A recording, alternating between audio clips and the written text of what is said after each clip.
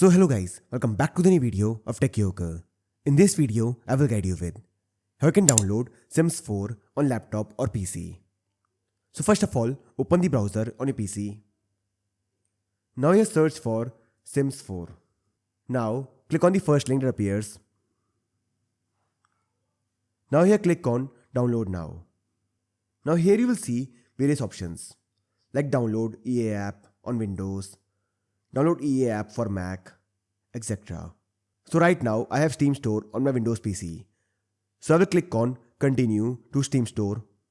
Now click on open in desktop app. Now this is the game. Scroll down. Now click on add to library. Click on OK. After this, click on library at the top. Now this is the game. Click on it. Click on install.